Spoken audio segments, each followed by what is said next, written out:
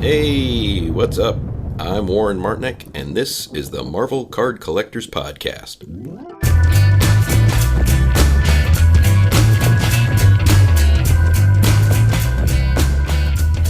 Hello, everybody.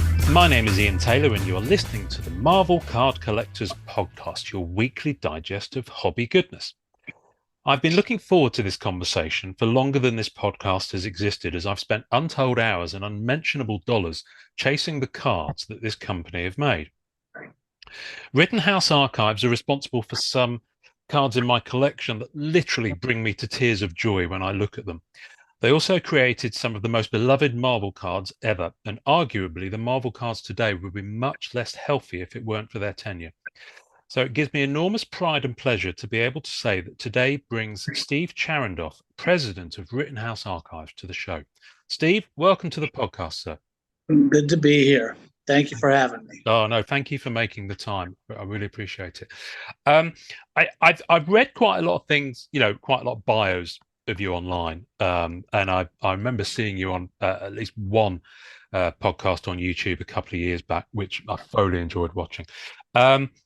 But I kind of wanted to hear it from your mouth. How did you get started in trading cards? What was your route into the hobby? Wow. Now we're going real far back. Yeah, let's do it. This goes this goes back to the 60s when I was not even I was in single digits at that point. Wow. Okay. So I collected cards. I've been collecting cards. I still do. I've collected cards all my life. Like a lot of people who I'm sure are listening to this or watching this. You either have that card collecting gene in your DNA or you don't. And I do. Which is not coincidental to my being in the position that I've been in professionally. Although I didn't set out to do this for my livelihood or my career. It just sort of evolved that way. And, like a lot of things, some serendipitous moments kind of brought me to a place where I fortunately could make that decision or make that choice to, let's get involved in trading cards as a business, instead of just collecting. But I've always been a collector. I collected everything from a very early age: sports cards, non-sports cards. I remember having the Marvel cards from the 60s. I'm pretty sure those would have been the Philadelphia Gum Company cards, which of course are tough to find these days. But in any case, so I collected all my life, and try to give you the real quick version that led me up to starting Rittenhouse. Well, so, I tell you what I want to dig into. I want to have a little chat and hear what it was like at Fleer Skybox, because fair enough. That's where it really began in terms of Marvel. Exactly. Well, sure. Ken Baroff, who was episode I want to say 51, but I might be wrong. He mentioned you on that episode, and your kind of approach and passion for the hobby. So how did you get to work there and work with Ken? Ken and I actually didn't work together much at all. We overlapped for a very short period of time. So, so just to recap, I guess, a little bit of the corporate history here. So I joined Fleer at the end of 1994. After having worked for another trading card / memorabilia company and Scoreboard Classic Games. And I'd done other things before then too that were somewhat hobby related. But in any case, I was hired by Bill Jemis at Fleer. At the time, that was in 94. Bill had just started the entertainment card division for Fleer, which basically at the time was all Marvel. Yeah. Bill, of course, went on to work as, I think he was president of Marvel Comics for a period of time after his time at Fleer. But in any case, Bill wanted to expand from Marvel cards into other franchises. But very shortly after I joined him, which would have been fall of '94, we ended up buying Skybox. And that took place, I guess, early '95, I want to say. Maybe the very tail end of '94, perhaps. But the two companies, were running sort of on parallel tracks. There was a lot of duplication of effort. And so when the two companies came together, the powers that be had to decide, well, we're not going to keep everybody doing, all these different things when some of these tasks can be combined. And they were determined to move the company from the Skybox portion of the business up to Mount Laurel, New Jersey, which is where Fleer was based. And Ken, if I'm recalling correctly, made the choice that he was not going to move. I think he was given the opportunity to move, but he had family and roots in North Carolina, and I think that's, if I'm remembering correctly, I think that was just a choice, and that was true for several people. I ended up taking on the Star Trek business from Ken, among some other franchises. And so anyway, so the two companies came together, and we then had DC Comics and Marvel Comics together, along with a bunch of other things that were, all of a sudden we went from, being, limited to just these few franchises to all of a sudden, boom, we've got this enormous business to run. And it was really pretty cool, and great for me because I on a lot of this business. But I was not really involved in Marvel directly at that beginning period. So Dan Buckley, who is now the publisher of Marvel Comics, great guy, couldn't have been better suited to running the Marvel trading card business at the time. And I can't think of a better guy to be the publisher of Marvel Comics since. I mean, it's quite remarkable, all the people that were involved in some way with the Marvel trading cards and other aspects of the Fleer Skybox entertainment card business. What some of those people have gone on to do has been remarkable. But Dan in particular, couldn't ask for a better guy to head that up. But so Dan was involved, and then there was a few other guys. Ron Peraza, who I think works at DC Comics now. Steve Domzalski, who I don't believe is in the industry anymore. I think after his time at Fleer, I think he went on to just other things. So those guys were really running the Marvel business. But what's interesting to me, and what your listeners or viewers might find interesting here, is that at one point we bridged that gap from just mass producing everything. And the numbers back then, in the early '90s, mid '90s, were staggering until the market sort of, it imploded a little bit on itself. Yeah. That's a whole other topic for maybe another day. Yeah. Sort of mismanagement of the trading card industry in general. And anyway, I won't get into that right now. But once the industry started to contract, and now we were back to more of the hardcore collectors. I'm sure a lot of the people who were watching this are among those people who collected back then. So the sketch cards became, a thing. Oh, yeah. Now, those guys might remember this differently, but this is how I remember it. So I'm going to phrase it that way. They were putting together the Fleer Ultra Spider-Man 97 card set. Mm-hmm. Okay, that was as far as I can remember, that was the first card set that ever had Marvel sketch cards in. That's right. And there were very few. They were very, very scarce. And I know they're quite valuable today if you can find them. Oh, yeah. And there's almost no unopened boxes of that stuff around. Anyhow, I was always big into, with the other products that I was making, I was always big into doing like, really unusual, one of a kind, rare type stuff, goofy things that I thought would appeal to the diehard collectors. So my recollection of this is that I said to those guys, we were just sitting around, shooting the breeze one day. I said, look, why don't you just get some of these artists to do some one-of-a-kind sketch cards and throw them into the product?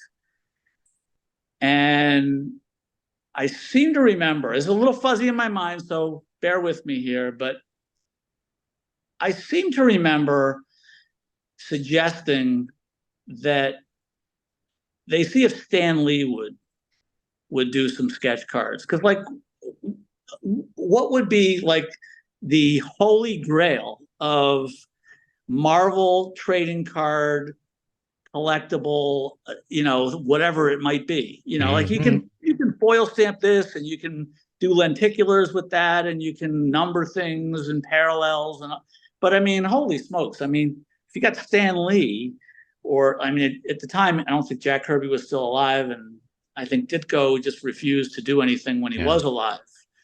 But we thought, okay, I thought, why don't you guys go ask Stan Lee? Because Stan was always like accessible, and we were part of Marvel anyway at the time. Marvel was our parent company, so they got one card done by Stan Lee, just one. But anyway, I'm going to take credit for. I'm not going to take credit for all of it, but I'm going to take credit for a lot of this. That the genesis of doing, the sketch cards that are randomly inserted into the product, because I had seen that like with Simpsons, Matt Groening had done the Art to Bart cards, and there had been a couple of instances like that, and I thought, well, what's a more natural thing to do than sketch cards for Marvel, because it's all, that's all that it is really. It's at that point it was just comic book art. We hadn't really gotten into the movies in any meaningful way at that point. So anyway, long story short, that was sort of like the first baby step that we all took into the realm of sketch cards. So a little bit after that time, things at Fleer Skybox started to unravel. The corporate structure was a mess, and the powers that be at that time decided that they were going to get out of entertainment cards. They didn't see the future in it. It was all about sports cards.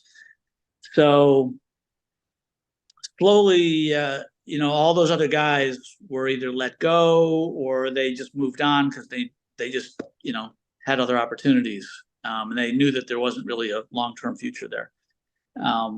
And like I said, these guys all seem to land on their feet doing great things, especially Dan Buckley. So at the end, I was kind of the last, I was the last full-time employee at Fleer Skybox who was fully dedicated to the entertainment division. There was a lot of other people who worked on entertainment, but their attention was divided from sports and other things. But all I did was entertainment. And the mantra, more or less, or the message to me was, look, you can run this thing. We don't really care about it anymore. Don't lose any money. Don't screw it up. They had licenses that they had to, fulfill. So there was a certain sense of obligation there, at least to earn out what could be earned out, and not just pay money for nothing. Yeah. Even though as a company, their heart wasn't really in it. But my heart was in it. So in a way, it was very liberating for me personally, because all of a sudden, no one was looking over my shoulder. No, like, as long as I was competent, which I knew I was, I could do anything I wanted.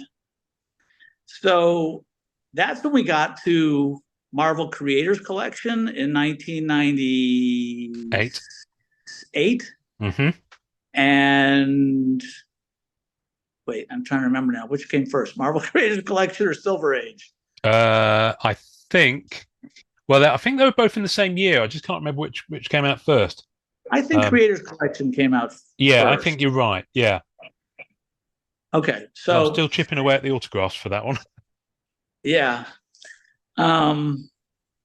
So, at that point, we had already seen the success and the hunger for those few sketch cards that people were able to find out of the Fleer Ultra Spider-Man set, which great set of cards. And I wish I wish I could take more credit for it. But I can't. It wasn't my product. But Creators Collection was entirely mine, and so was Silver Age. And as a fan of comic books from that period, I mean, to me, the Silver Age is where it all began. Yeah.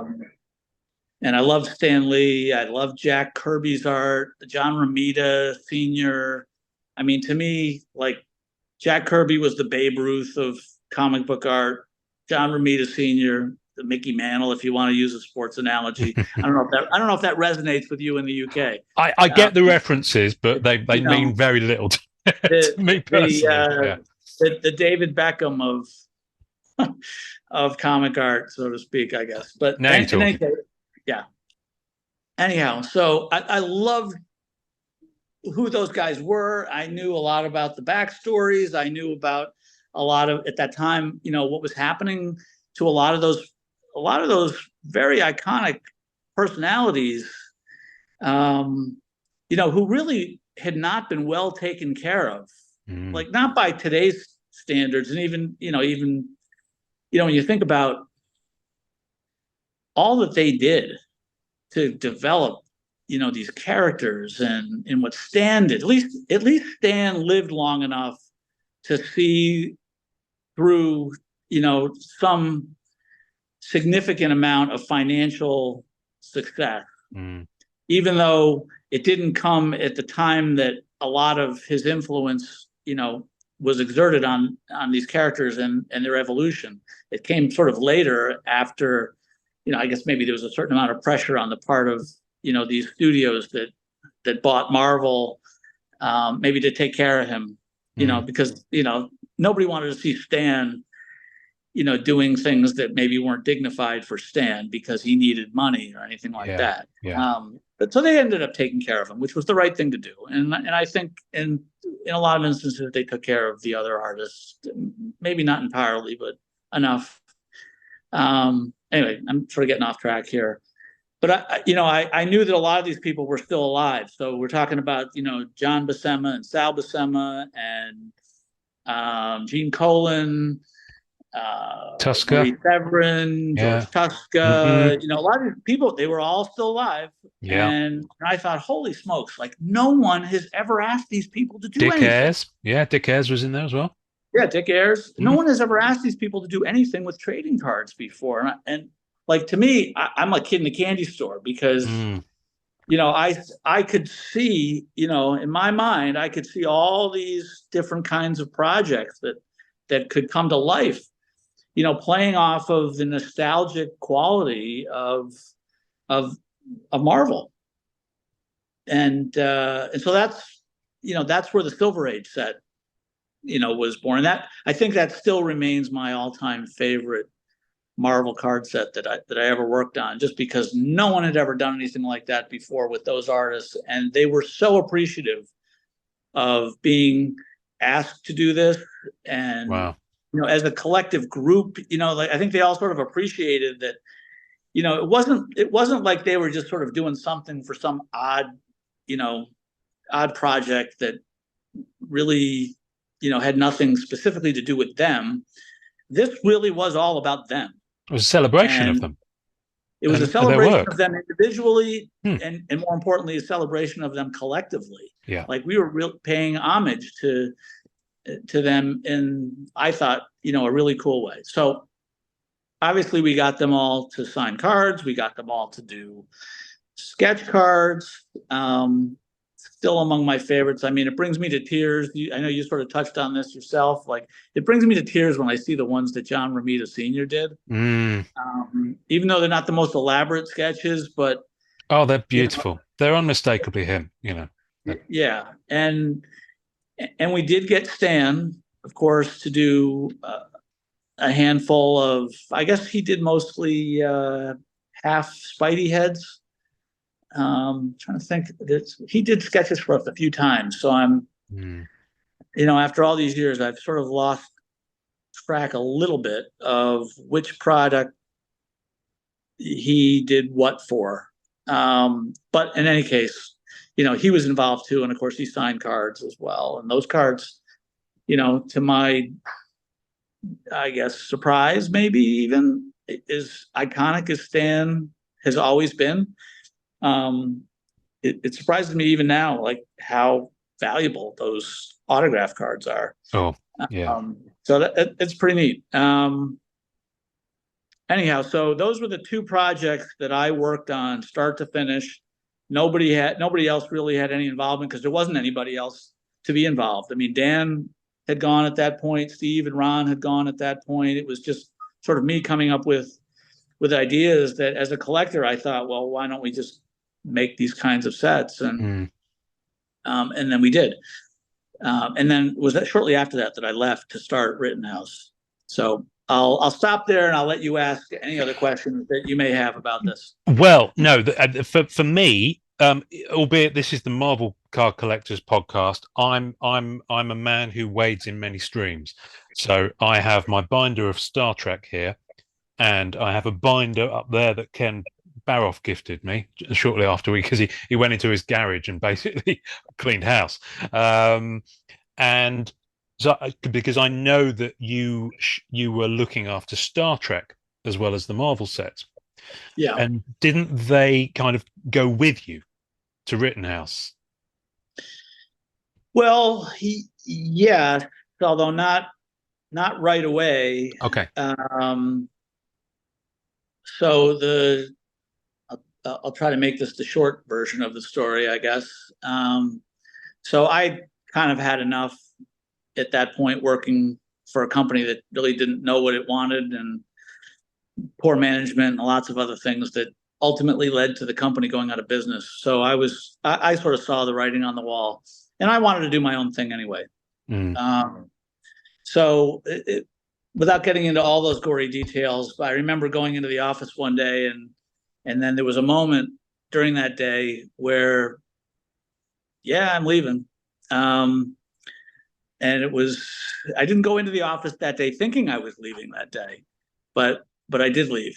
And there were certain things that happened. Anyway, so it's not like I left with, I didn't have any promises or, I didn't have any licenses that were in my back pocket. It was just, okay, that's it. Yeah. I've done everything that I want to do in this company. We'll see what's next in my life. And I still wanted to do more in trading cards. So, I reached out to the people that I had good relationships with. And that started with Star Trek. That was those were the closest relationships. And I got a license to make trading cards for Twilight Zone, the classic Twilight Zone TV series, and for Star Trek as well. And it took a little bit of time for me to get the Star Trek rights exclusively, because there was a period of time, even after I left, that Fleer Skybox still had rights, and somebody made product. I'm not even sure who it was. It was probably somebody who didn't want to do it, but made one or two more Star Trek products before they just called it quits. Was that the Cinema 2000 set? Yeah, that was one of them. But one of the last ones with the Skybox logos on, if I remember correctly. Yeah. There was a Deep Space Nine set that I had started and had worked on. I forget if that was Memories from the Future. That rings a bell. That might have been it. That came out sometime either in '99 or maybe, probably in '99. I had started the project and somebody else just picked it up and finished it. but anyway, so I picked up that license as well eventually, along with other things. I mean, we picked up some really good business. We were the first company to make trading cards for a sci-fi show called Farscape, which at the time was pretty cutting edge and kind of funky show that had a good following. I love that show, and was instrumental in the growth of our business actually. And then we picked up other franchises like Stargate and Xena, Warrior Princess, and then it was a few years later. I'd have to go back and look specifically at what the date was, but I remember talking with Jerry Bennington, who was he was the Marvel guy at Upper Deck. This is probably around well, you could probably tell me based on when the product came out, but I think well, let me back up a second. So I approached Jerry, who was a really good guy, and I said to him, look, you guys have the license to make Marvel trading cards, but you're not really doing anything with it. I think they were just doing card games at the time. That was Jerry's orientation, really, was with the games, not so much traditional cards. I said, look, why don't you guys sub-license us here at Rittenhouse? We'll make the product. You guys can, take a piece of whatever we do, and it's money for nothing for you guys. You don't have to do any work. We'll do all the work, and we'll share with you. And that's how that started. I want to say the first product that we did under that sub-license was the complete Avengers. That's right, 2006. Yeah. Okay, so there you go. So 2006. So from there we had, I don't know, maybe it was about 2 years worth of products that we worked with them on that joint venture sub-licensing basis. And it was very successful. I mean, I think the Complete Avengers was a cool set. I loved working on that. To me, the Complete Avengers was sort of like Silver Age Series 2 in a way. Yeah. Because what Avengers gave us the opportunity to do was tap into a huge number of characters within a more narrow theme. Like, I didn't want to do Silver Age 2 under Rittenhouse, which having already done Silver Age at Fleer Skybox, because that would have sort of seemed like I'm repeating myself. I wanted to start going a little more deeply into some of the sub themes within Marvel, some of the character families and the teams and that sort of thing. So there was Fantastic Four, there's Avengers, obviously, Spider-Man. What else did we tackle? Because you had Woman Marvel, then you had Spider-Man Archives, Fantastic Four Archives.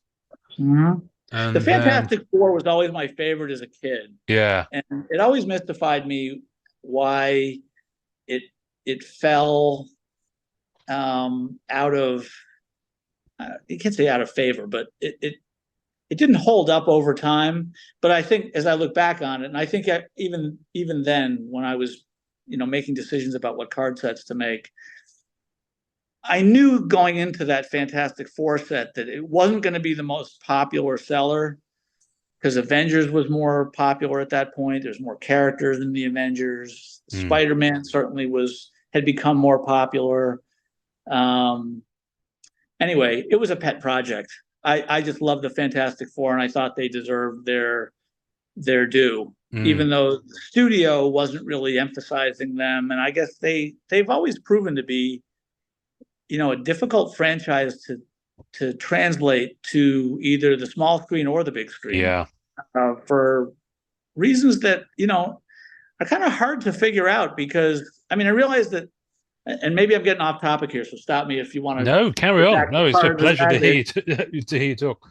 Well, the characters of the Fantastic Four, individually and collectively, just I guess don't really lend themselves easily to appearing in live action format. I mean, the Thing is a hard character to and they've never really been successful doing that. I mean, it always looks a little weird.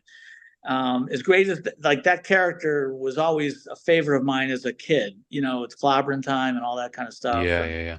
You know, a great comic book character, but in real life, always looked a little weird. And I think the same thing with the other members of that group.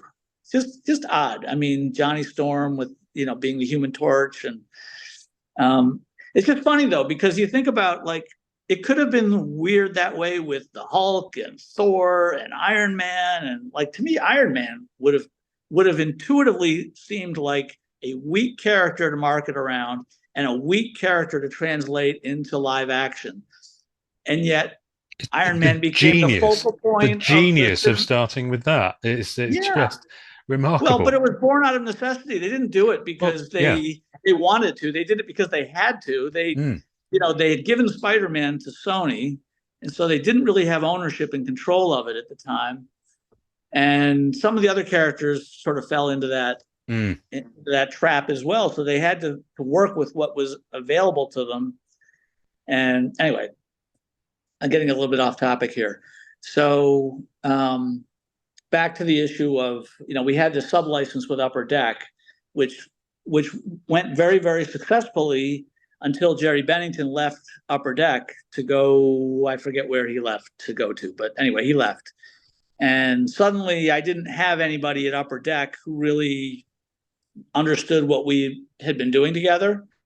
And I don't know that Jerry's replacement was as enthusiastic about the franchise itself, just in general terms. I mean, you got to have a passion for this. You know, like anything in the collectibles world, at least this has been my experience. You know, if you have a passion for it, if you can really enjoy these characters outside of, you know, any sort of business framework, you know, like I grew up a fan of Fantastic Four and Avengers, and I'm sure Jerry was the same way.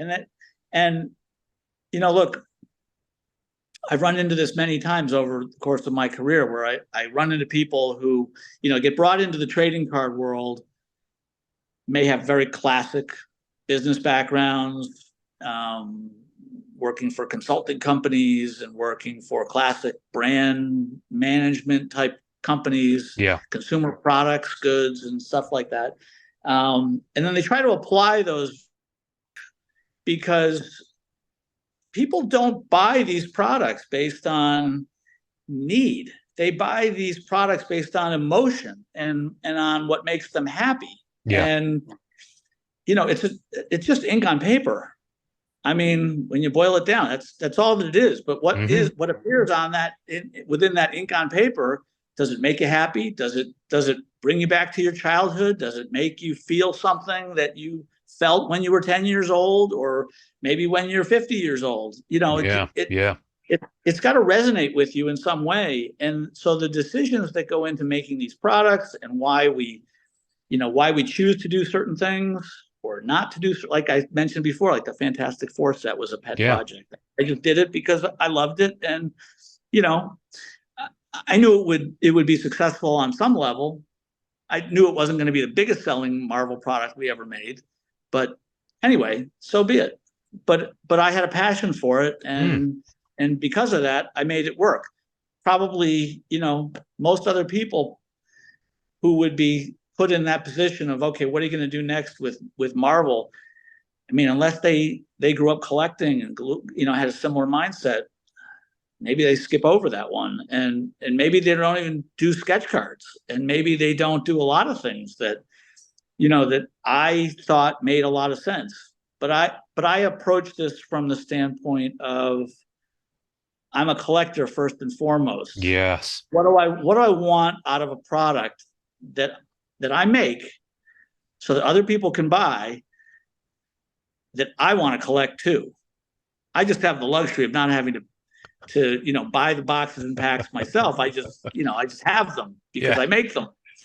But it's still the same thing. I mean, I think of it the same way you do, and a lot of people who are perhaps watching this now, that why do you buy? Because it makes you happy.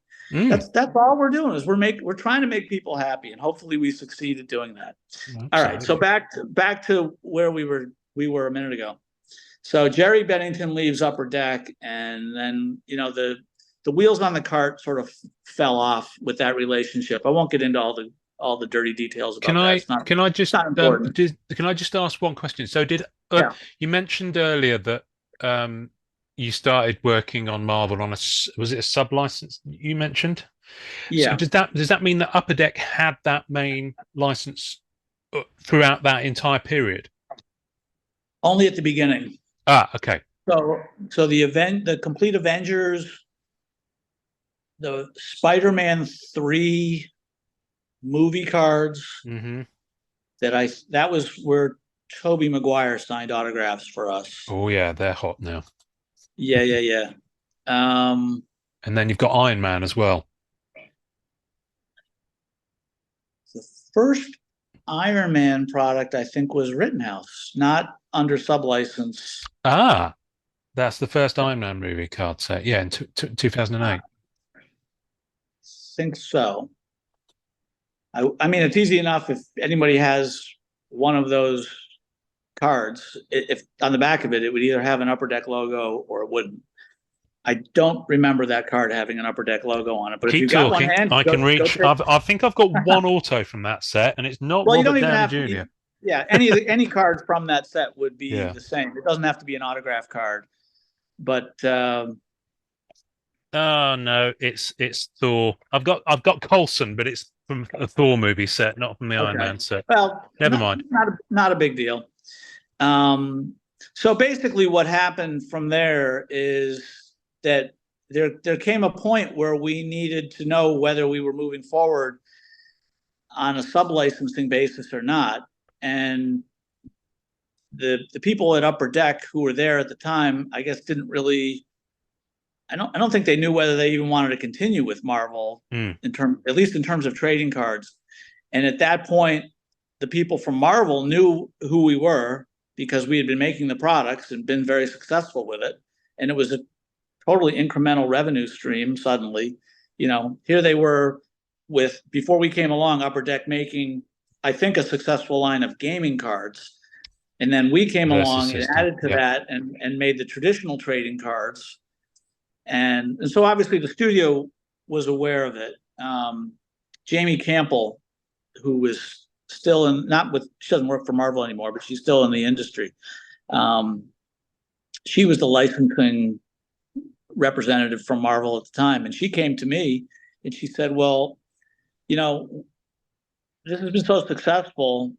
Why don't we just dispense with the sub-license and we'll just work directly with you at this point? Because it seems that Upper Deck just wants to do the gaming cards anyway, and it'll be cleaner and easier for everybody at this point. So that's what we did. And that was the beginning of Rittenhouse having our own license to make the Marvel cards. And then, we moved forward with obviously many more products based on Spider-Man and the Avengers and lots of other subcategories, the Women of Marvel, Dangerous Divas. Dangerous Divas. We did the Bronze Age. 70th anniversary, 75th anniversary. Yeah, I mean, those were great, fun projects to work on. And obviously throughout that period of time, we generated an enormous volume of artwork on sketch cards. Yes. I mean, just really, I think back on it sometimes, and no pun intended, but I marvel at how much material we actually created and how successful that was. I mean, finding new artists was always fun. Uncovering the next, hot sketch card artist. it would sort of be like once a year. It felt like there was always somebody who emerged. Yeah, there's always a hot new one. Yeah. And you'd see cards selling on the secondary market for crazy amounts of money, and that would always be fun to see. And sometimes I'd scratch my head and be like, wow, I didn't see that coming. As nice as the art might have appeared in the samples and even what came in before it got released. I mean, because we'd see everything and it would all be submitted for approvals and so on. But it's the one thing that I never took for granted in making sketch cards for those projects and even now, there's no accounting for what people will find interesting and compelling and want to collect. What I think looks like a great sketch card, somebody else might think, okay, it's all right. And then vice versa. I might think, it's okay. And then, it's such a weird dynamic, but it comes back again, to the notion that, these products exist to make people happy. It resonates with people on an emotional basis. And artistically, it's certainly, it's as true with sketch cards as it is with, I guess, artwork in general. I mean, you want to put a painting on the wall in your living room. I mean, does it speak to you? Does it make you happy? It doesn't have to be valuable for it to make you happy. It doesn't, but it can. I mean, but you never know. There's no objective way of quantifying what's good, what's not good, what's mediocre or whatever. The only thing I will say though about this is that we always took it seriously, and we still do, even though we're not making Marvel cards and haven't for a while. We take it very seriously what does go on a sketch card, because we don't want something that looks like it was drawn by a 3-year-old. Or just somebody who isn't competent. And I'm not pointing fingers at anybody, but I do see cards at times that appear in some products, and I wonder, like, who approved that? Who thought that was a good idea? Stick figure, like, very, I don't know. Look, it's all subjective. I realize it. I've said it before, and I guess I'll keep saying it. Is just very subjective. But to me, there are some minimal criteria, at least. There's a standard. There's at least a standard. Yeah. I mean, if it's not about quantity to me, it's about quality. Even though I think we achieved both at the height of what we were doing with Marvel. We could make 10,000 boxes, every one of them having a sketch card, and I think you could put all 10,000 of those sketch cards in front of a panel of, however many people, in front of 10 people, let's say, and 9,990 of those cards are going to be looked upon as being, product worthy by all 10 of them. And then maybe there's that small number of cards where it's like, maybe that one slipped by. It might happen, but by and large, I think we always did a very good job and took a lot of pride, and not just me, it's the team that works for me, because I certainly wasn't the guy doing all of that legwork. But our team, I think, did a really good job of keeping quality control and, at a very high level, and certainly by comparison to some of the other products that have been made since. Warren actually did go into that. He was mentioning that he was kind of on point for a period there of actually kind of helping to nurture some of the talent coming up as well, and coming into the cards, and just being that art director for the sketch card artists, and the stuff that was coming into your product. I mean, the amount of work that must have entailed is mind-boggling with the volume of sketch cards and artists that you had on some of the sets. Yeah, yeah. But look, it was a priority to us, and we needed to do it. We had to do it. It wasn't like we weren't a sports card company that was just sort of, making this other thing along the way. And, if it came out good, great. And if it didn't, well, who cares? No, for us, it was always, this is what we do. This is what we want to be remembered for. And we always took that very seriously. Warren was always, and always has been, great to work with. Certainly one of the best artists that we ever worked with, and have always had a good relationship with him, going back to those products at Fleer Skybox. That's how we first met. The one interesting thing, though, since you mentioned this about the artists, is that I'm remembering things as we're talking through here, so it's kind of fun to have this stream of consciousness. No, I love it. I love it. It's exactly what we do on this show. So yeah. So one of the things that was very cool to see and kind of encourage over the years is the kind of the competitive nature of the artists. They would often see each other's work. That a lot of times the artists, because it's a tight community, I mean, a lot of these people were connected to each other, and they would see what they're doing for us before we would see it. And Warren might see something that someone else was doing, and although I don't think Warren was so much guilty of this as maybe some other artists, being just competitive, like, wow, look at what that guy's doing.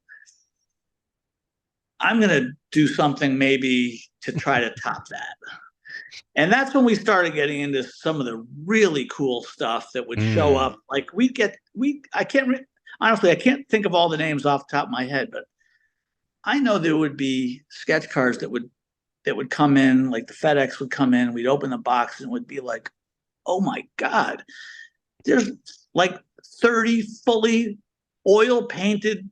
Jack Red used to do oil painted cards. These aren't sketch cards anymore. These are like fully rendered Charles oil Hall. painting. It just happens to be in this 2.5 by 3.5 inch format. They wanted to one up each other in a nice way. I mean, it wasn't like no one was trying to make anybody feel bad or look bad. It was just that this is their chance to do something really cool. For a lot of these artists, this was maybe their first and sometimes only opportunity to work on an officially sanctioned, licensed Marvel project. It's a resume builder in some respects. Yeah. Some of these artists went on to go working for Marvel as comic book artists and even to work, in other ways for the studio. Could be making storyboards for movies or, what have you. And, I mean, that was always the sad part for us. I can think of a couple of people where that happened, where they got so good working through the medium of trading cards, and they were noticed by people at the studio that they got assigned other work that, became more important to their livelihood, and they couldn't dedicate the time just for that reason. But I always took that as kind of as a badge of honor too. I mean, for us to have, given some of these people a platform to succeed.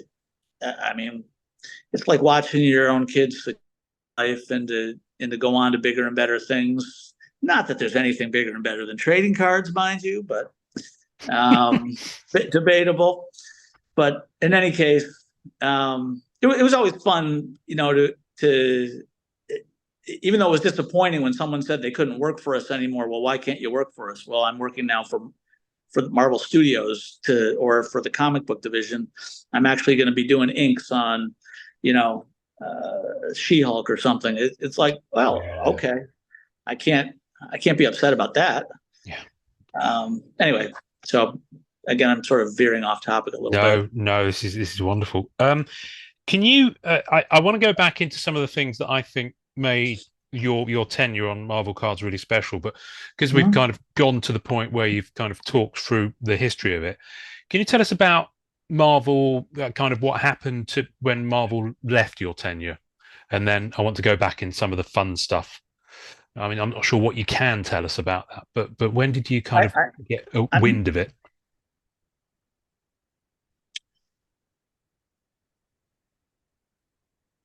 Well, I mean, the timeline is fairly obvious, I think, to, just based on the products and when they were released. So, we had, what was it, in 2015?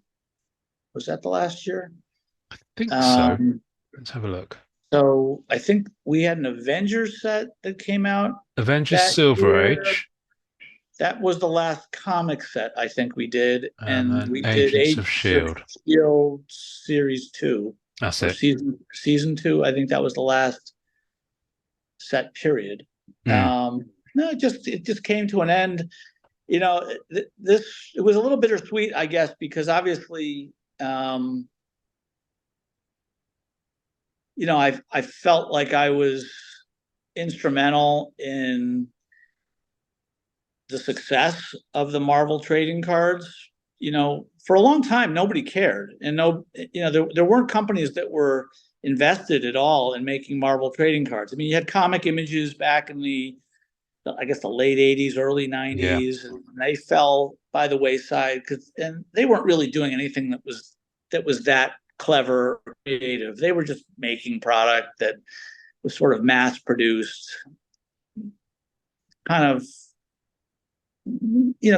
bland in a way. I mean, at the time, that's what people were doing. So I can't fault them exactly for the kinds of products that they made. That's where the industry was at the time. Yeah. It really wasn't until, we got into the 90s, later into the 90s, that, we were sort of pushing each other to be more creative and inventive. And Bill Jemis was the guy who, when he came to Fleer and started that division, and with Marvel Masterpieces was Bill, and Marvel Metal, and some of these other iconic brands that still have survived to this day. I think Upper Deck is still making cards that are built off of those brands. Yeah, that's Bill Jemis.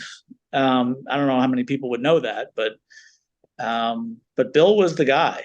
And anyway, I felt like the challenge, well, that's not the right word. I think Marvel had been bought by Disney at that point, towards the end of our run with the Marvel trading cards. There was an awful lot of turnover within the organization. The people that we had worked with for years were gone.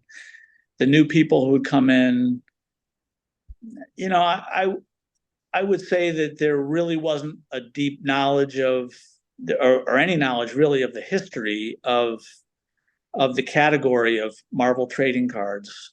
I think it was really just a function of corporate turnover, and there was nobody there at that time who knew what we had done to help build this up and make it into something really substantial. And then at the same time, we became kind of guilty is the wrong word, victims of our own success in a way, because we had made this Marvel trading card franchise as successful as it was. I mean, next to Star Wars, which is on its own level, whole different ballgame. Yeah, totally different. Leave Star Wars out of it. I mean, I think the Marvel card line was arguably the most prolific, successful, best-selling card line in the entertainment segment of this market, and we were really responsible for that. I mean, again, you go back to when we first approached Upper Deck about the sublicense. What were they doing with it? Nothing. You know, I was lucky enough to have had a sympathetic, like-minded, you know, colleague in Jerry Bennington who could see the merits of what we wanted to do, even though he was doing so much and it was so successful what they were doing with the card games. It didn't pay for them at that time to jump into what we wanted to jump into. Now, again, by comparison, Upper Deck, you know, probably at that point in time had hundreds of employees. I don't know what they have today, but nowhere near what it was back then. You know, we were a company of 3 or 4 employees, you know, totally dedicated to what we were doing. Star Trek, Marvel, you know, Stargate, other franchises, James Bond. You know, we were doing deep dives into this material in a way that we felt really made the diehard fans and collectors of those cards happy, and wanted, and you know, encouraging them and giving them motivation for buying more. So at the end, Upper Deck, under a new management, this is like 2 or 3 generations past when we were involved with them, they saw an opportunity to do what we were doing. And they ended up with a license to make those cards too. So suddenly, this was, I think, fairly unprecedented on the entertainment side of this business, where you had 2 companies making product for the same entertainment franchise. Yeah. I mean, in sports, it had been done many times for many years, but the sports card market was much bigger. So for a while, you know, there was Upper Deck and Rittenhouse both making entertainment, or rather Marvel cards. And at one point, I guess, you know, whoever was in charge at the studio level just decided, you know, we're just going to go with one company. The reason for that was never fully explained, because even at the end, we weren't quite doing the same things that they were doing. I thought we were mutually coexisting in a reasonably good way. There was enough going on. Like, they had some movies and we were doing some TV shows that they didn't seem to want to do, and we were doing some comic products that they weren't doing, and vice versa. So, I mean, there was a little bit of crossover, maybe a little bit of conflict there, in terms of, you know, there being maybe at times product in the marketplace that was more than maybe we would have liked. I would just wait until February to put our comic card set out, or what have you. But again, most of it was driven by the movies and TV shows, not so much the comic book material at that point. So their decision to go with one company didn't really make sense to me at the time. And, you know, nothing I could do about it. I just had to live with that, and which is fine. I mean, look, it's their right and their choice to do that. Where I thought it didn't make sense from a business standpoint is that there was so many different iterations within the Marvel universe. Like, if Upper Deck was suddenly all hot to trot to make trading cards for Agents of S.H.I.E.L.D. and, gosh, what were the other shows back then? There was the one with Agent Carter. Agent Carter. Then all the Netflix ones, The Punisher. Then the Netflix shows. Yeah. And I mean, they did some of those eventually, but they didn't really do it in a way that was, from where I sit, it didn't seem like it was a full-throated effort, if you will. More of an obligation, perhaps. Yeah, maybe. And even what they did do, often, you know, it would come out after the show was canceled, or a lot of it just didn't quite, from a business standpoint, didn't quite make sense to me. But okay, look, I accomplished what I set out to accomplish, you know, earlier on, and that was fine. You know, my only concern in this industry, and it has nothing to do with any one franchise in particular. It's a general feeling that I have about this industry. I go back to what I said previously. We're in this business to make people happy. There is also along those lines, the people that we do make happy, including myself. I say this with love. I mean, we all have kind of this a little bit of this obsessive compulsive nature to wanting to collect more stuff. And where I get upset is when there are products that are made that are sort of inferior and not made with that sensibility of, okay, what is the best thing that you could do with this TV show or with this movie or with this comic franchise, or, you know, what is it that you could do? And I always felt like, and to this day, I still feel like we're always putting forward our best effort that way. Yeah. I mean, we're not 100% successful. I mean, you know, there's no one formula to it. And, you know, there might be somebody else who might have done something that we've done differently and maybe would be better. But I think by and large, we're doing a pretty good job with Star Trek, and you know, now we're doing Doctor Who, which, That's right. You know, like I look back and I see some of the products that were made for Doctor Who, and I'm like, really? That's the best they could have done? Yep. And all right, well, look, that's the way it goes. I mean, this isn't a perfect world. It's not a perfect industry. No. And I'm not saying that anybody did anything with any ill intent. It's just, some of it may just be for lack of being passionate or having, you know, a full appreciation for why it is that people collect some of these things. Anyway, I don't want to turn this into something that seems a little too negative. It's just, or that, you know, all of what we do, you know, doesn't stink, so to speak. But no, well, listen, I mean, one thing I've just jotted this down. You honor the IP that you're working with. That's what I've always respected about Rittenhouse, and you can see the passion in what you've done.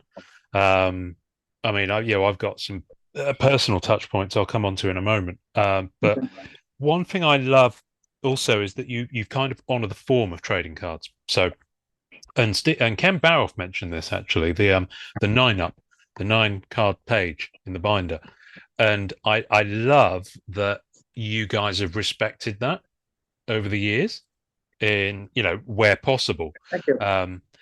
Nothing frustrates me more as someone who is starting to move out of set building and more, you know, more curated collecting, for want of a better word.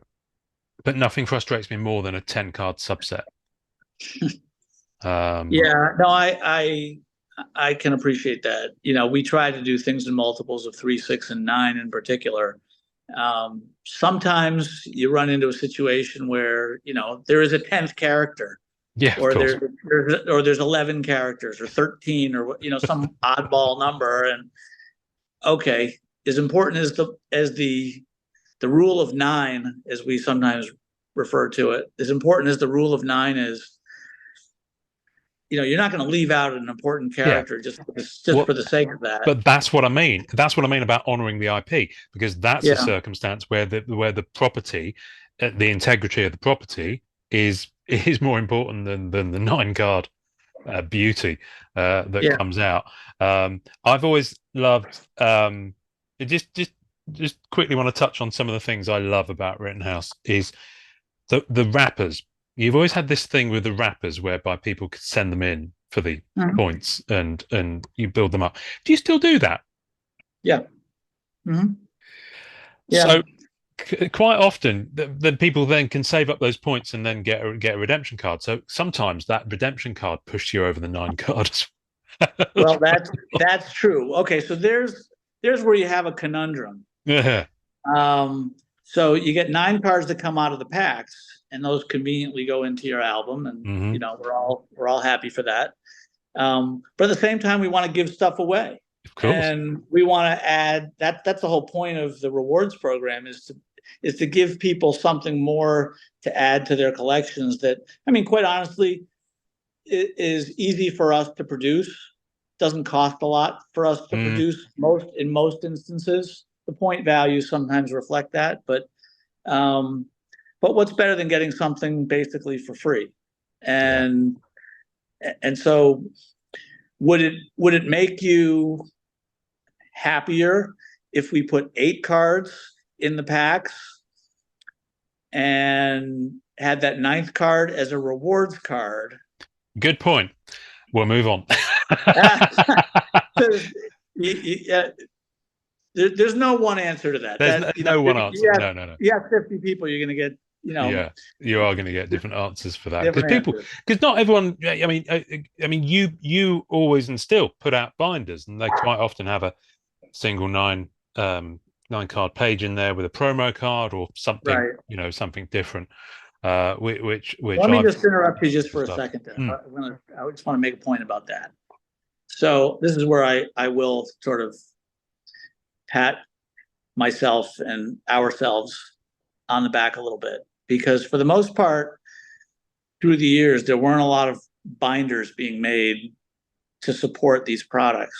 It's like you put the boxes out, you put the cards out, and then people were sort of left to their own devices to figure out how to store them. And I always felt very passionately that, and truth is, whether anyone wants to believe this or not, we generally don't make anything on binders. We don't. I mean, we our goal is to break even on binders, and we don't always even do that.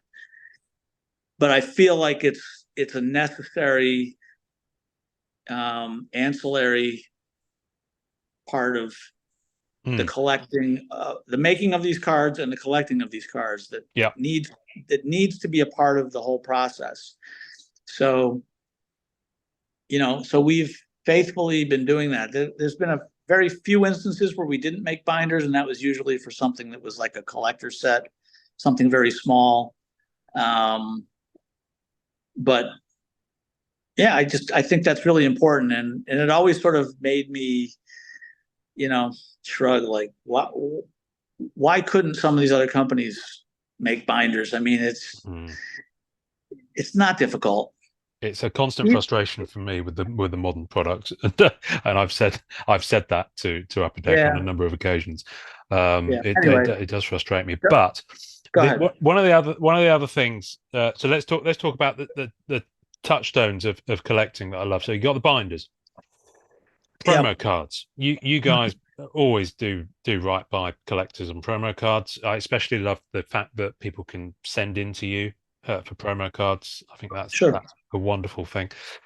I miss the sell sheets. I'll be honest with you. I used to love the sell sheets. How come they kind of went by the wayside? Was that a distribution marketing kind of just stopped happening for some reason, or? Yeah, no, I appreciate what you're saying about that.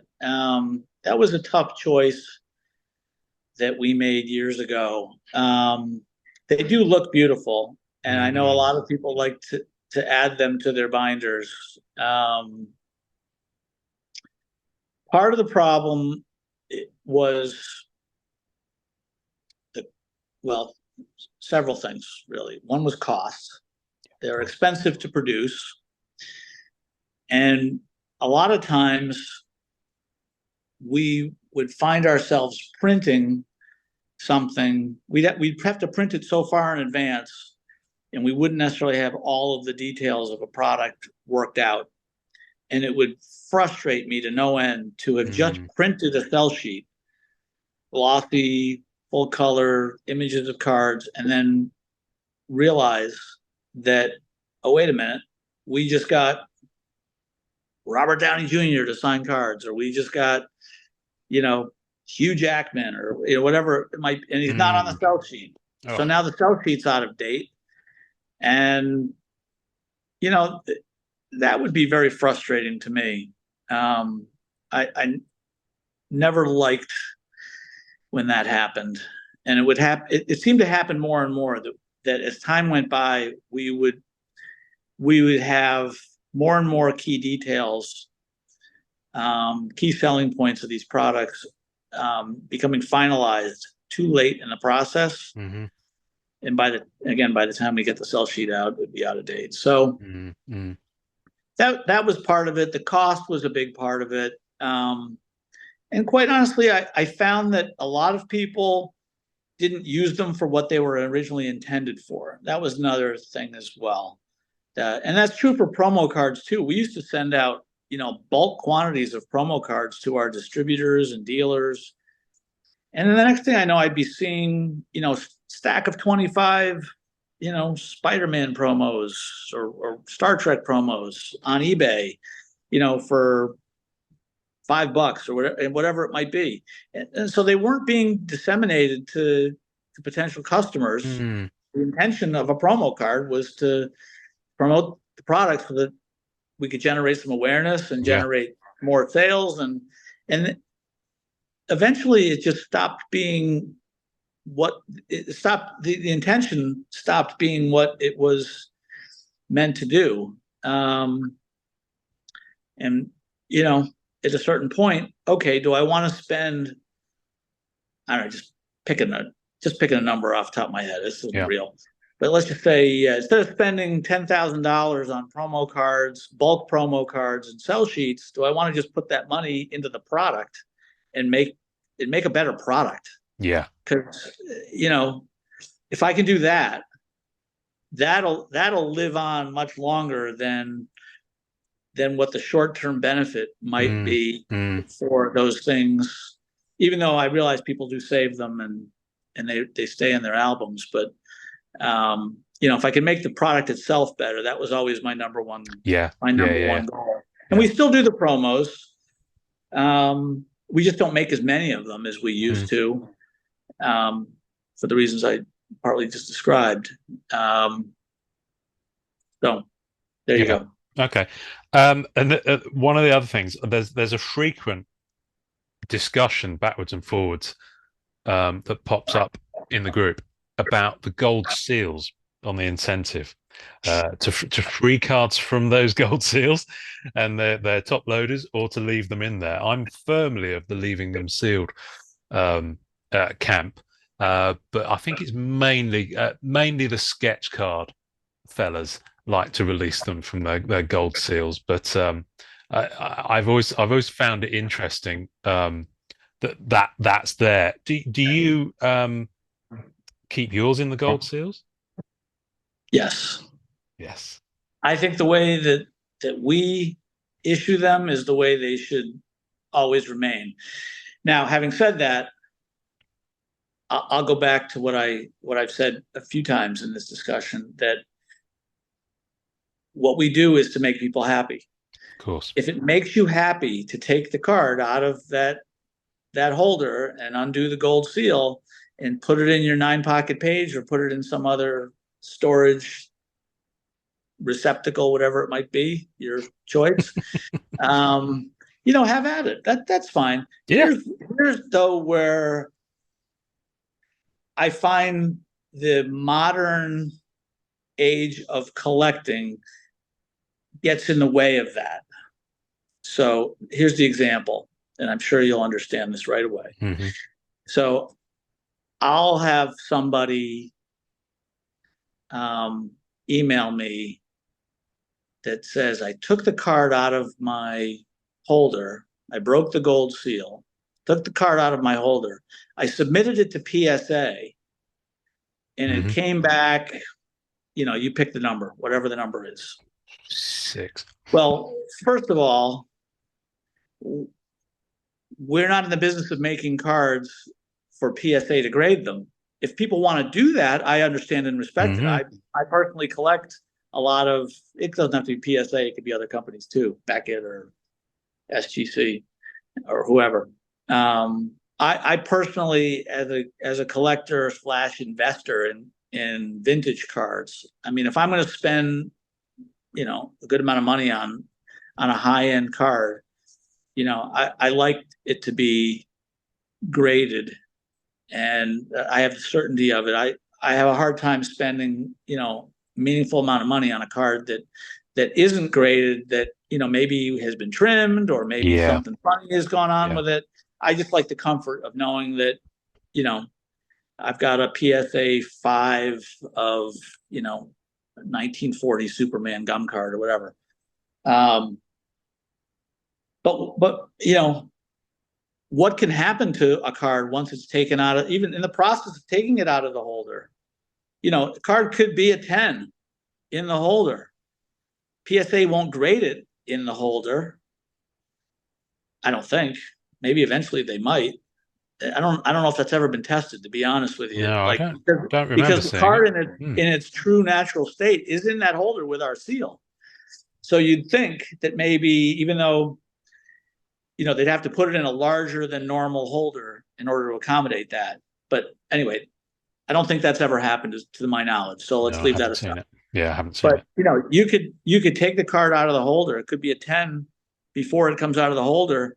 You could damage the card just pulling it out of the sleeve. Let alone what happens, now you're going to put it into another sleeve and then mail it and off to someone else is going to handle it. Yeah. You don't know. And look, I'll take responsibility for a lot of things, but I can't take responsibility for that because it's not the way we intended the card to be handled. Yeah. And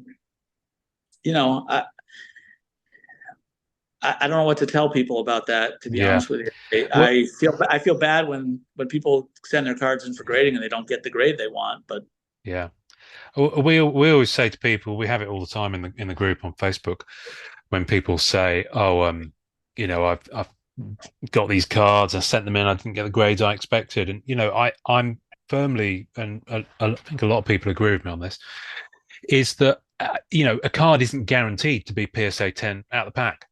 Because it's gone through a process. It's a physical product. The conditions of manufacture may vary slightly each time a production happens, I'm guessing. But I think there's certainly, since COVID, with the market and what it's done and the influx of new people across all spectrums, but Marvel, not sure how much you're aware of the kind of modern what's going on with Marvel, but it's had a spike and then a crash. And there's this odd expectation now where people expect, because the prices of the boxes are significantly higher, there's an expectation that they're going to recoup on what they pull from the box. So straight away that disappoints a lot of people because their expectations are off with the potential reality of what might happen. But then when they open it, they expect it to be of a certain quality and standard that they can then go and grade it and maybe improve their chances of recouping. So there's a lot of that now, and some collectors like to do that, and I'm not dissing them at all, but it's not kind of my approach to things. So I can kind of understand it, but I do think it interesting that people message you now about some of that stuff. But I guess you still issue the gold sealed stuff, don't you? So that's interesting. I was going back to one of the things, one of the sets of yours that I've been chipping away at from the autos and point of view is the Chronicles of Riddick set that you put out in, when was that? 2007, 2008, I want to say. Is that right? Somewhere around then. And I've been having a bugger of a time finding the 2 gold seal incentives for that. I mean, Keith David and Claudia Black, but both on pitch black stock. Actually, in the seal, I've seen about 3 pop up in the last 2 years, and there's not many pop up at all that have been busted out of their gold seal. But of course, I don't want that. I want it in the seal. But it goes back to that whole thing of the sell sheet, because I guess it goes the other way, because on that sell sheet, you had costume relics. But in the end, I believe only one came out, which was Vin Diesel's T-shirt. I'll take your word for it. I'll be honest with you, I don't remember all the dirty details of that product. No. I did love making it. I will say that I loved making that set of cards, especially the pitch black subset or bonus set, depending on how you want to refer to it. It's one of my favorite movies. I love it. That original. I mean, the Chronicles of Riddick. You could argue good, bad, otherwise. Fun to see the character live on, if nothing else. But the original movie, boy, what a good movie that was. Yeah, The original movie is astonishing. Vengeful, horror, terror, sci-fi. It had a lot of good stuff going on. Yeah, but it's the signers that you got on that. I mean, not only is I think it's Vin Diesel's only auto to date on a card. I think so, yeah. And I'm pretty sure, and you also hold the honor of having Robert Downey Jr.'s only Marvel IP auto on a card. Mhm. But you had Tandewi Newton, you had Judi Dench, Carl Urban. I mean, that's. I mean, not to mention that's a bonkers set of actors to be in one film together, which indicates how crazy a swing Chronicles of Riddick was. But I just love the fact that you've got such a breadth of talent on card, and that's what I think I've always personally kind of respected that you do that with the sets that you bring out. When I was looking online for this, I found a post that you did, and you won't remember. You may remember this post. It's from the seventh I'll of try. October. It's from the 7th of October 2015. And granted, you have been to sleep since then, but basically, it was you on your Facebook page, Steve Charendoff here. I'm particularly psyched about the Fred Dryer autograph card. Now, I found that when I was Googling, and I was like, yes, that exists. And I love your enthusiasm for it because I used to love Hunter when I was younger, and I hadn't realized that he had that backstory of being an NFL star as well.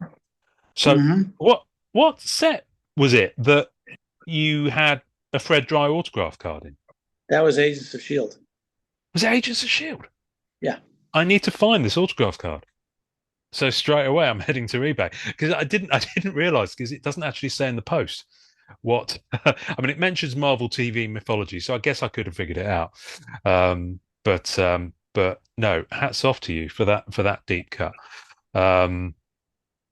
If He was a good guy to work with too. I don't always get to speak directly to the talent, mm, mm, but he was a good dude.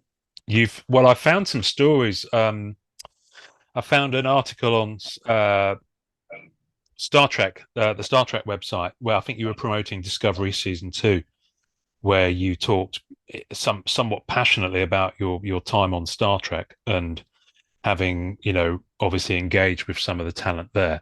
And you dropped Leonard Nimoy's name as well. How much involvement did you kind of have with? I mean, obviously you reached out to them all for on-card autographs, and I believe did I read you've captured every major guest star in Star Trek on an autograph card from the original series? Did I read that? From the original series, there are still a couple of people that we have never been able to find. Diana Ewing, I think, is sort of the biggest of those.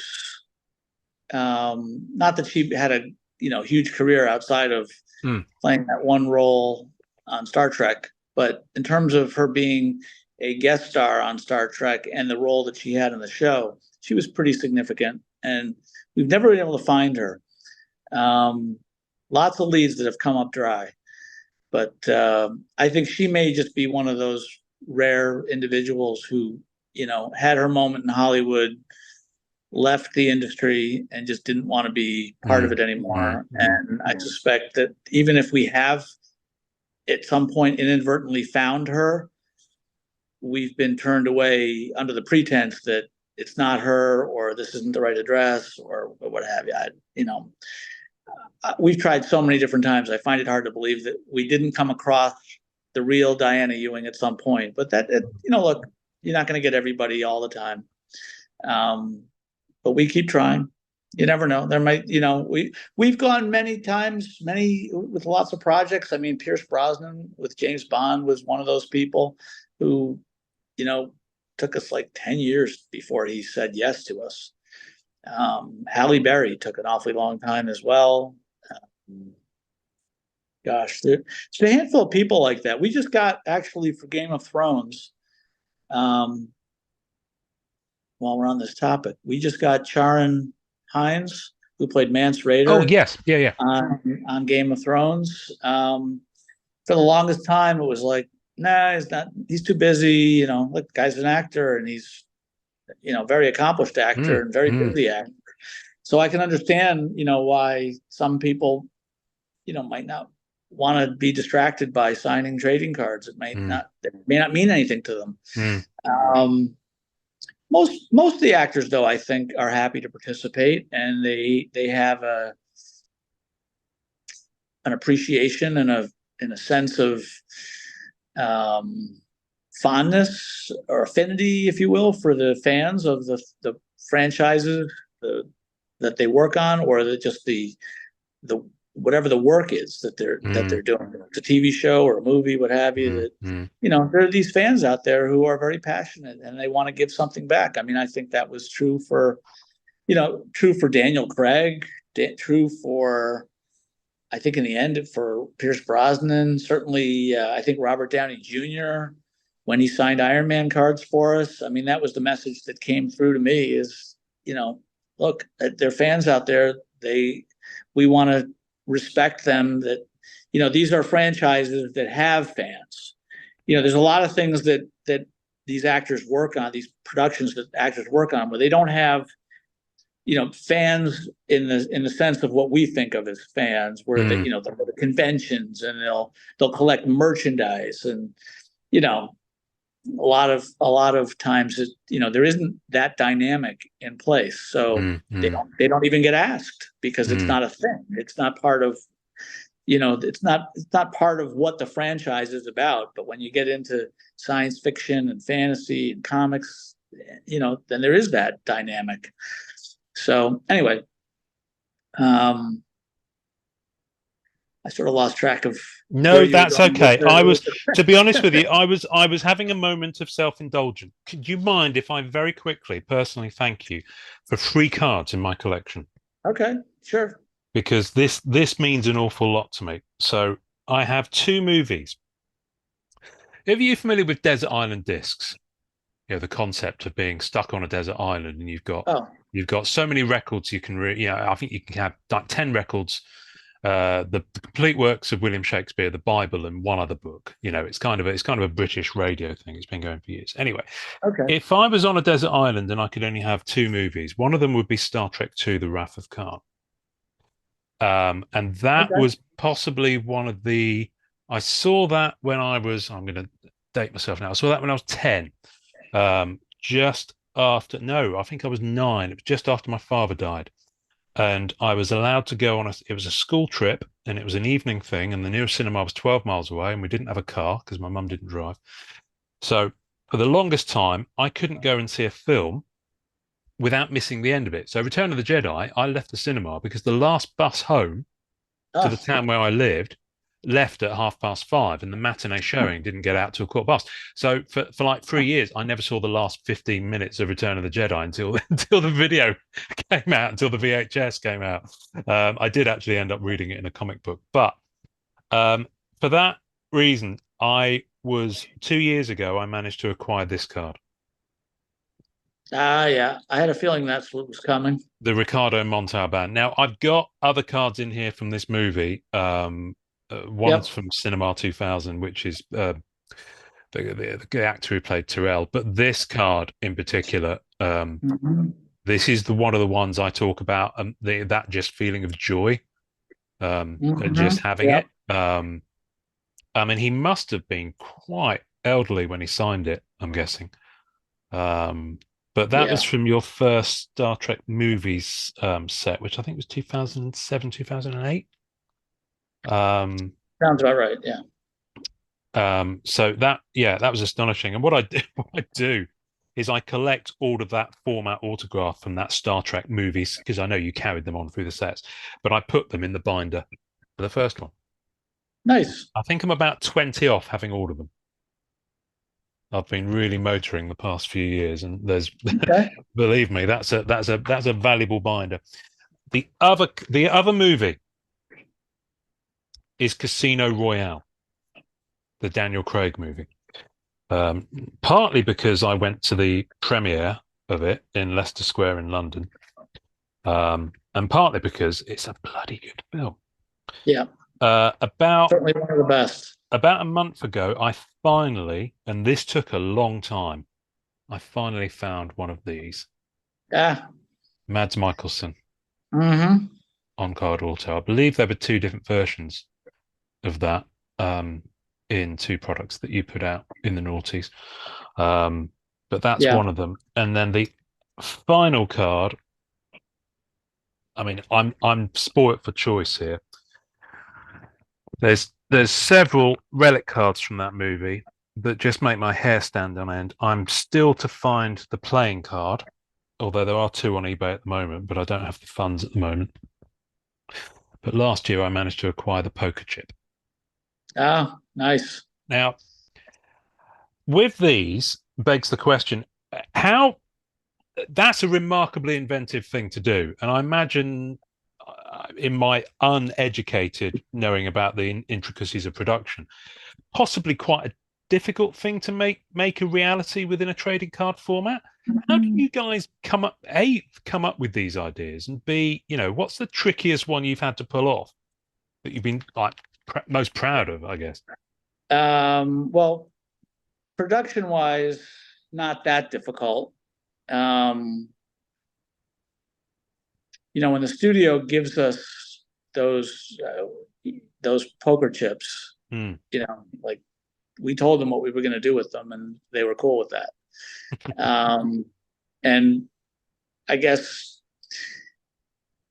we could have kept them intact, but then of course you have half as many cards. So cutting them up allows for more people to collect, and we didn't have that many of them to begin with. So, and I never like to make things too scarce. But it's all part of the process of being creative with these projects. Sometimes it's just driven by what's available to us. I mean, in that instance, Eon Productions came to us and said, would you like poker chips? My inclination, I say this all the time, when the studio asks if you want something, you don't say no. You take it and you do what you can with it. You make it work.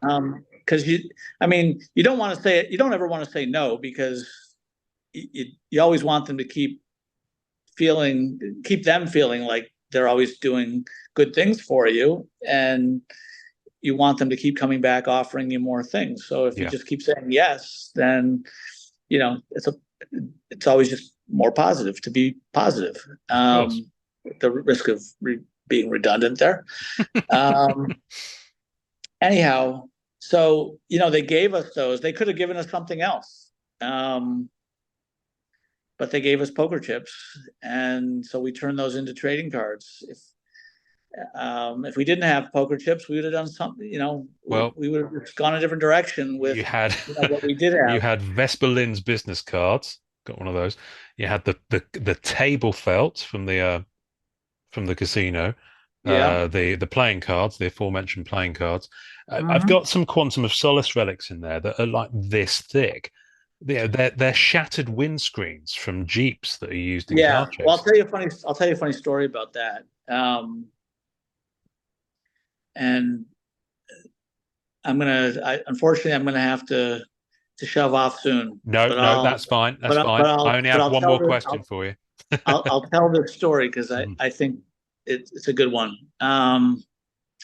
So like I mentioned, the studio asked us if we want things, and one day the person who handles this material from Eon Productions that makes the James Bond films called me up and said, "Hey, we've got some windshields from the Aston Martins, and because there's more than one, of everything in these films. And the police vehicles, and we've got these windshields, and we know you like to do weird things with the cards. Would you like these?" So what's my response going to be? Yes. And then I'll figure out what to do with them. Okay, but so she started telling me about these windshields. They're big, and they're full size. It's not just like a few, it's not like just a piece. So she's starting to tell me about the weight, and how to ship them and how expensive that's going to be because they're coming from the UK to the United States where we are. And I said, you know what? Don't send them to my office. Send them to this factory out in Wisconsin where we get the cards made. And they'll cut these into smaller pieces and then we'll mount them into cards. And okay, so she does that. And so anyway, the shipment goes out, big huge crate shows up at the factory in Wisconsin, and the guy who handles our business there calls us up and he is beside himself. He doesn't know how to tell us this. He's like, I'm so sorry, I can't believe I got to break this news to you, but these windshields, they're all shattered. They're a mess. They're they got holes in them. They look like bullet holes, and how windshield glass spider fractures. It's all that, and I, we just sort of laughed. I said, no, that's exactly the way they're supposed to be. That you got exactly what we wanted and what you should have received. So don't sweat it. The guy was so worried that we were going to be distraught over having spent literally, I think, thousands of dollars to ship this stuff overseas. And it ended up being exactly what we wanted. And you see the cards and what they are. Oh, and, that's stunning. If you're lucky enough to find one that's got a bullet hole in it, that's obviously one of the more cool cards to I bet. find. I'll have to closely investigate mine. Right, one more question, and then I'll let you go. This is the big one, so there might not be an answer for it. Okay, if you could do a Marvel set next year, what would you like to do, and what would you like to do that you hadn't done before? Well, I'll preface this by saying that I really tend not to dwell on the things that are out of my control, and that I really don't sit around too often thinking, well, geez, if I could just have a chance to do one thing, with this. I appreciate that. That's what I would do. But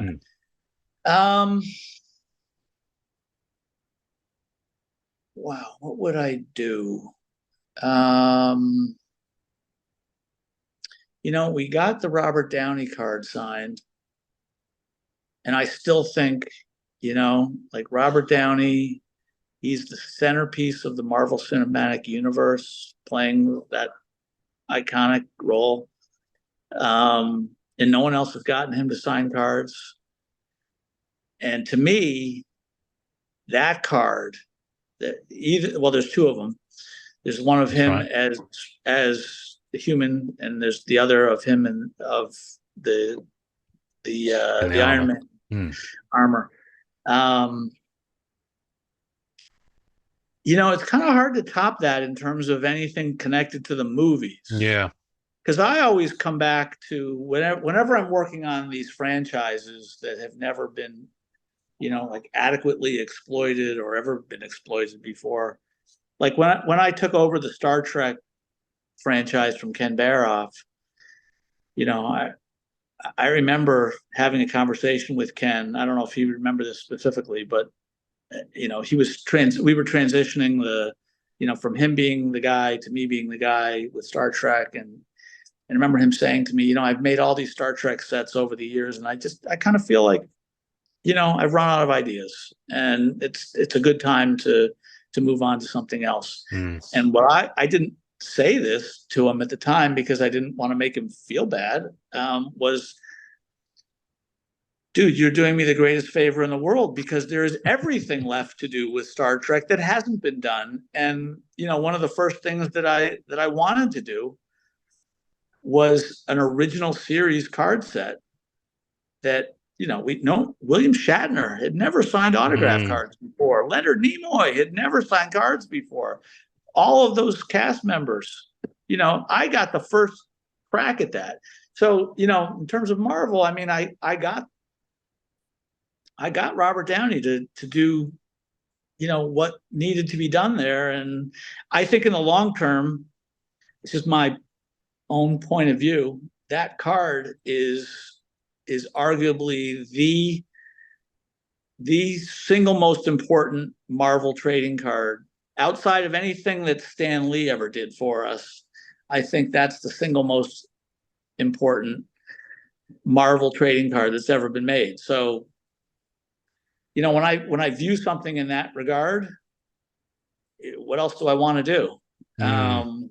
You know, like when Stan did the first sketch cards for us, he did those half Spidey heads, I think they were, and then, you know, in a future project, I asked him to do other sketch cards, but I didn't want him to just repeat what he had already done. So, you know, I asked him to do other characters, which he did, which made it more fun and I think more interesting for collectors too. I don't know if I can give you a better answer than that. No. Well, listen, mission accomplished is a pretty good answer. That's what I'm taking from it. I don't want to put words into your mouth, but I mean, you've kind of nailed it. You know, you've hit that high. I mean, not you had the Iron Man armor as well. Yeah, that was pretty cool. We got lucky. The studio gave us some of that cards. material, and we obviously took advantage of making those cards. Yeah. And some of the other costume materials from that first movie. I remember we had Jeff Bridges' tie, I think from that movie. You had his shirt as well. And his shirt. I mean, there's probably a handful of actors from those movies who've never signed cards. I don't know how many of them, because I've sort of stopped paying attention to it. I don't think Jeff Bridges has signed again. Yeah, he was a good Ryan Reynolds. He never signed, as far as I know, for anybody else. No. And he did sign cards for us for the Wolverine movie. That's right.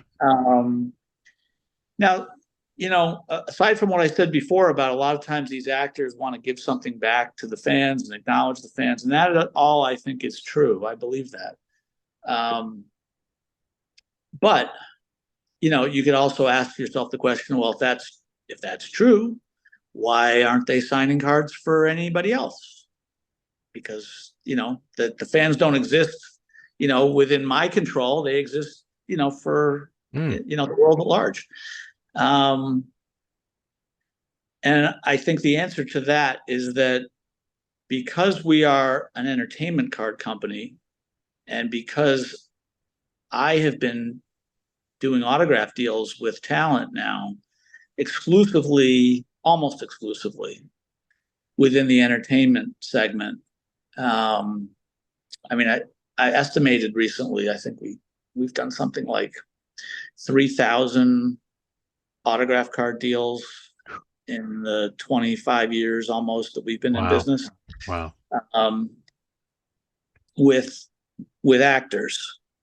Now, there's nothing to do with sports stars or anything like that. And we've worked with pretty much every major and most even minor talent agencies in the US and in the UK. It's been a repetitive relationship building process. So, you know, a lot of times when I approach the agent for somebody like a Robert Downey Jr. or a Ryan Reynolds, it's somebody that I've worked with before on another project, probably for someone for actors of lower stature, not to diminish anybody's career. But, you know, it makes it easier for us to get those deals done and for them to say yes, because we pay our bills, we follow through, we do what needs to get done.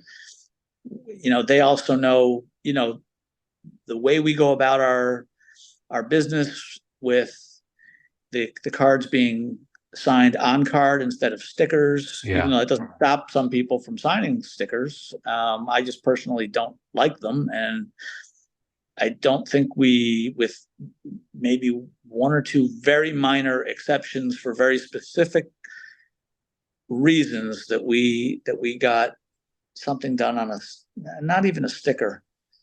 But anyway, all the autographs pretty much have been on card. We just don't do stickers. And And that's a quality issue too that resonates with some of these people. Absolutely. So, we're able to get things done a lot of times where other companies who might, have success landing the franchise for trading cards. And now the reality sets in, well, can you get the key people to sign cards? And it doesn't always work out. But thankfully for us, I mean, knock on wood, like we've been able to get pretty much, with few exceptions, pretty much everybody that we've pursued. There really are not too many actors that we've ever wanted to sign cards for us who didn't say yes. And a lot of it comes down to those relationships. Yeah. Well, listen, that's absolutely remarkable. And personally speaking, I think I can safely speak for everyone listening and watching. The approach that you take, and the pride and the respect that you take for the set, Marvel and otherwise, is very much appreciated. So thank you. Thank you. That. It really is a pleasure to speak to you. Sci-fihobby.com is your website. So we will put that in the show notes. I think everyone knows about it anyway, because they're always going there they used to go there quite often in the Marvel. I would hope that most people who are watching this would know how to find us, but yes, absolutely. Always helpful. Well, yeah, there's always, listen, I used to work in West End Theatre, and I was always told that it doesn't matter if you've sold tickets for the 300th show of Les Mis, it's always someone's first time seeing it. So that's the approach I like to take. Good point. All right, Steve, I will let you go. Thank you very much for joining us. I really appreciate it. Yep, do you remember how I said we sign off our shows? And this is what I always say to people, that they might want to write it down. It's enjoy collecting. Oh, enjoy collecting. Perfect. Now, you know what? Definitely enjoy collecting. But collect what you love, collect what makes you happy. And you know what? If you can make money as part of it, if the financial part of it works out, great. But it's one of the. I don't mean to make a speech here as we're about to sign up. You carry on. But here's what I will say is that one of the reasons that I've stuck with this business as long as I have is that we do make people happy. And that the fundamental motivation for collecting the cards that we make is not financial. It's not because, you're busting open packs and, oh, look what I got, and I'm going to throw it on eBay. Yes. It's like busting open packs. Oh, look what I got. It's going in my album. That's the difference. And it's because the people that I interact with regularly and who collect our cards have that approach that keeps me going, because we're making them happy. They're building their collections. They're not just turning around and, it's not about the money as much as it is about just finding stuff finding cards that makes them happy and adds to their collections. So there you go. You've absolutely made me very happy. I mean, I can't even begin to, if we had days, I'd go for every single card in there and tell you a story, but I won't. I'll let you go. Okay. Thank you so much. Sounds good. Thanks. All right. Take care. Thank you, Steve. Yep. Bye-bye. Thanks for listening to the Marvel Card Collectors podcast. Tasting notes and visuals for each episode can be found on our Facebook page. We're on most social media at the MCC Pod, and you can also watch the video of each episode recording on our YouTube channel. Leave us a voicemail via our home on anchor.fm/MCCP. We're also on iTunes, Spotify, and all major podcast platforms. Please take a second to subscribe, like, and review our show wherever you find us. Our Facebook community is at MCCW, Marvel Card Collectors Worldwide, and MMC, Marvel Masterpieces Collectors. The great music we use on our audio version is called Rocket Power by Kevin MacLeod. Thanks to the collectors, artists, and creators who support the Marvel Cards Fan Collective. We'll see you next time, and remember, it's a small hobby but a fun one. Make mine Marvel and enjoy collecting.